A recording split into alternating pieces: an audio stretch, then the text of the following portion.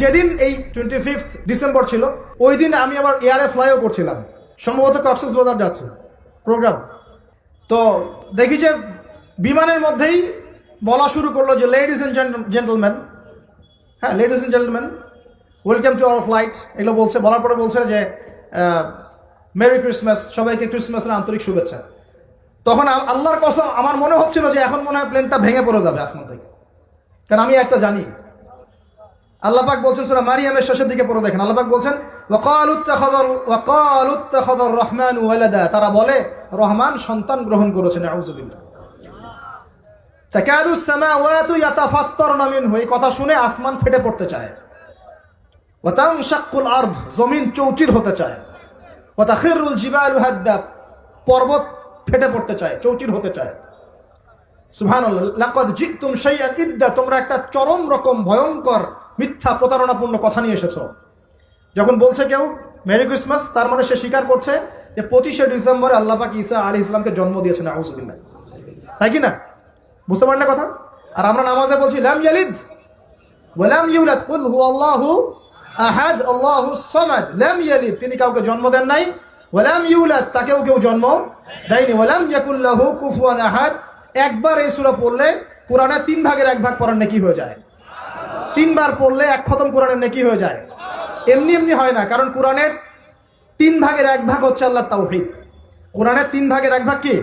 আল্লাহর তাওহীদ। এই যে 3 ভাগের 1 ভাগ। আর 1 ভাগ হচ্ছে হুকুম আহকাম, কি করবে কি করবে না। আর 1 ভাগ হচ্ছে হিস্ট্রি, ইতিহাস, কি হয়েছে এই পর্যন্ত বিশ্বে। কোরআন 3 ভাগে ভাগ করতে পারবেন আপনি। প্রিয় ভাইরা, এটা শিরক কিনা? এবং কোটি কোটি মানুষ কি এই শিরকে বিশ্বাস করে কিনা? এখন ওই সমাজে গিয়ে যদি আপনি বলেন সামাজিকতার খাতিরে মেনে নিচ্ছি যে এটা শিরক, তারপরে আমি আপোষ করলাম, চলবে? এখন কিছু মানুষ সামাজিকতার দোহাই দেয়। সামাজিকতা কোন সমাজে? যে সমাজ আমাকে শিরক শেখায় ওই সমাজ, যে সমাজ আমাকে হারাম খাওয়া শেখায় সেই সমাজ, যে সমাজে মানুষ বেদাতি আমল করে সেই সমাজ। কোন সমাজের পূজা করবেন? কোন সমাজের ইত্তেবা করবেন? যেই সমাজ নবী সাল্লাল্লাহু আলাইহি ওয়াসাল্লামের আদলে গড়া সমাজ, সেই সমাজের আমরা তাবেদারি করবো ইনশাআল্লাহ। আর যেই সমাজ জাহেলিয়াতের আদলে গড়া, সেই সমাজের তাবেদারি করতে হবে। আল্লাহ পাক বোঝার তৌফিক দান করুন। তো এই যে কিছু মানুষ এখানে শিরক করছে, তারপর কিছু মানুষ কি বলছে যে গ্রহ নক্ষত্র চন্দ্র সূর্যের উপাসনা করা যায়, করছে না মানুষ? কিছু মানুষ কবর পূজা করছে কিনা? করছে কিনা?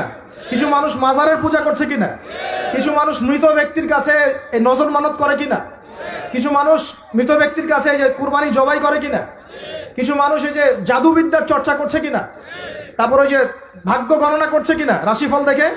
কিছু মানুষ টিয়া পাখির মাধ্যমে ভাগ্য গণনা করছে কিনা? প্রত্যেকটা রন্ধ্রে রন্ধ্রে শিরক। প্রথম শিরক হচ্ছে আকীদার, বিশ্বাসের।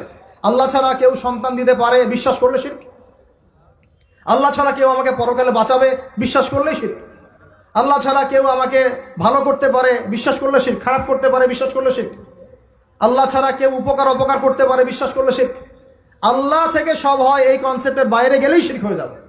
সবকিছু কার থেকে হয়? তো এই যে লা ইলাহা ইল্লাল্লাহ একটা আকীদার বিষয়। প্রথমে আকীদার মধ্যে শিরক ঢুকেছে, একটা শিরক ঢুকেছে আমলের মধ্যে। আর শিরকু ফিল আমাল, আমলগুলোর মধ্যে কিরকম? এই যে আল্লাহ বাদ দিয়ে অন্য কাউকে সেজদা করা, আল্লাহ বাদ দিয়ে অন্য কারোর জন্য নজর মানত করা, আল্লাহ বাদ দিয়ে অন্য কারোর জন্য এই যে আপনি কুরবানি করছেন, হ্যাঁ আল্লাহ ছাড়া অন্য কারোর কাছে দোয়া করছেন, সবই শিরক। এই যে আপনি হাতের মধ্যে একটা বালা পরে আছে, বালাটা খুলতে বললে খোলেন না। কেন খোলেন না? আপনার ধারণা এটা খুলে ফেললে আপনার ক্ষতি হবে, রোগ আর ভালো হবে না। এই যে আকীদা, শিরকি আকীদা, শিরকি আকীদা, টাটকা শিরকি আকীদাটা। যদি মনে করেন যে এটা খুললে, এই যে আংটি একটা পরেছেন, মনে করেন এই নিয়াতে পরে থাকেন যে এই আংটি পরার পরে আমার রোগ ভালো হবে, টাটকা শিরক এটা। এমনি যদি পড়েন সৌন্দর্য বর্ধনের জন্য পড়েছি, কোনো সমস্যা নেই, ইন্নামাল আমালু বিন্নিয়াত। কিন্তু যদি এই নিয়াতে পড়েন এই আংটিটা পরলে আমার রোগটা ভালো হবে, খুললে আর রোগ ভালো হবে না, ব্যাস শিরক হয়ে গেছে। তারপরে বিয়ে হচ্ছে না, তাবিজ করতেছে, তাবিজ করলে বিয়ে হবে, শিরক হয়ে গেল। আবার একজন একজনকে ভালোবাসে, অবৈধ ভালোবাসা, বৈধটা না অবৈধটা। এখন তার আবার বিয়ে ঠিক হয়েছে এক জায়গায়, এই বিয়ে সে ভাঙাবে, কবিরাজের কাছে গিয়ে বিয়ে ভাঙানি করতেছে, চালাচালি করতেছে, নকশা আঁকতেছে, করে না? স্বামী স্ত্রীর কথা শোনে না, স্ত্রী চলে গেছে কবিরাজের কাছে, গিয়ে বলছে আমার স্বামী আমার কথা শোনে না, তাবিজ করবো, তাবিজ দেন। স্বামী ঘুমায়, বালিশের নিচে দেখে তাবিজ। আছেন এরকম কুফরি কালাম? সবই